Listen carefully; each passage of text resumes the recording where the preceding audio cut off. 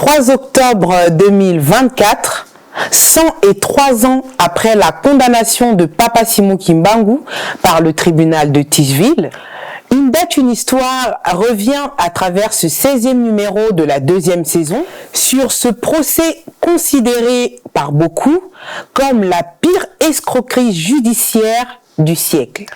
Dans ce procès qui oppose le ministère public contre Simon Kimbangu et consorts, 2 éléments nous interpellent et qui vont sans doute participer à la glorification de Papa Simon Kimbangu. Nous aurions voulu porter la robe de la gloire, dite Zunganisa, afin de marquer de la plus belle manière cette journée dédiée à la chorale de dirigeants, car un siècle après, tous les signaux montrent qu'il s'agissait bien d'un triomphe. Voilà pourquoi, aujourd'hui, Une date, une histoire célèbre une victoire plutôt qu'une défaite. Le procès de la gloire, c'est tout de suite à travers votre magazine consacré à l'œuvre et à la mission de Papa Simon Kimbangu.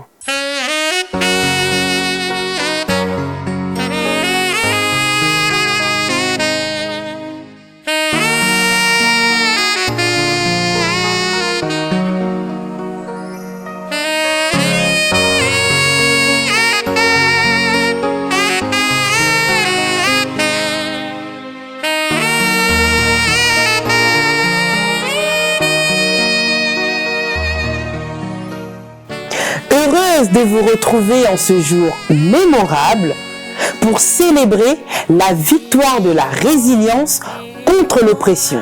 Nous n'allons pas revenir sur ce qui est de notoriété publique concernant la tenue du procès contre Papa Simon Kimbangu et le verdict prononcé. Nous allons plutôt mettre en évidence la faiblesse de la machine judiciaire coloniale face à un simple paysan dépourvu de tout moyen de défense. En l'absence de preuves matérielles justifiant d'une volonté politique de Papa Simon Kimbangu à vouloir contrer l'action coloniale, le colonisateur s'est résolu à disposer un chapelet de griefs contre Papa Simon Kimbangu afin d'étouffer l'œuvre salvatrice pour laquelle il est venu sur terre. À ce jour, beaucoup d'entre nous sommes incapables d'expliquer de manière claire et précise ce qui était reproché à Papa Simon Kimbangu. Commençons par le commencement. Première préoccupation. Sur base de quelles accusations avait tourné le procès de Papa Simon Kimbangu? En jargon du droit, on dira quels étaient les chefs d'accusation retenus contre Papa Simon Kimbangu. J'espère que Maître Rémi Lukuku ne nous tiendra pas rigueur si nous n'avons pas employé le bon vocabulaire pour cela. Papa Simon Kimbangu était condamné pour plusieurs raisons, mais il ressort du jugement prononcé le 3 octobre 1921 9 inculpations à sa charge.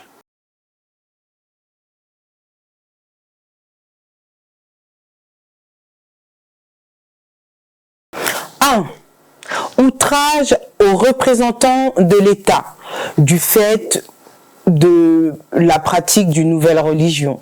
2. Résistance à l'ordre d'arrestation du fait de la manifestation du 6 juin 1921. 3. Atteinte à la tranquillité publique. L'autorité impute à Papa Simon Kimbangu des mensonges quant aux prétendues guérisons et résurrections de morts. 4. Incitation à la désobéissance de l'autorité publique. Il paraît qu'il interprétait la Bible à sa façon. 5. Tentative de la destruction de l'autorité de l'État. Il paraîtrait que Papa Simon Kimbangu aurait trompé la masse. 6. discrimination contre l'homme blanc, du fait que Papa Simo Kimbangu estimait qu'il était le sauveur de la race noire. Nous y reviendrons justement. 7. Mépris de l'autorité de l'État. Papa Simo Kimbangu aurait promis un Dieu beaucoup plus puissant que l'autorité coloniale. 8. Atteinte en bande organisée à la sûreté de l'État. Rien que ça. On ne sait pas trop ce que cela signifie. 9. Enfin, atteinte à l'exercice de l'activité patronale et salariale, ce qui signifie que Papa Simo Kimbangu aurait incité les travailleurs à déserter leur poste de travail. Il convient de noter que toutes les accusations portées contre Papa Simo Kimbangu sont fondées sur une interprétation erronée de ses faits et dires, et ce, de manière délibérée. Deuxième préoccupation. En quelle langue s'est déroulée la plaidoirie de ce procès? En analysant ce procès dépourvu des règles élémentaires du droit, il nous semble évident que les accusés, Simo Kimbangu et consorts, ne maîtrisaient pas la langue du colon. Mais aussi, le commandant Derossi, juge unique et de circonstance, commis exclusivement pour clouer Papa Simo Kimbangu, ne parlait guère la langue des indigènes, au vu de ses origines italiennes et de sa récente venue dans la colonie. Ce déséquilibre linguistique voulu prouve à suffisance cette volonté de créer un dialogue de sourds et d'éviter un débat contradictoire comme le recommande l'équilibre judiciaire. Toutefois, ce procès prouve que Dieu utilise parfois des chemins tortueux pour arriver à ses fins. Les voies de l'Éternel ne sont-elles pas insondables? Il fallait que Papa Simo Kimbangu passe par la case prison pour nous montrer sa déité. Ainsi, par les actions accomplies durant son ministère, nous sommes affranchis du joug colonial.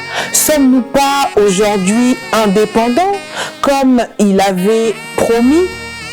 Rendez-vous ce 12 octobre pour célébrer un mystère, la réincarnation.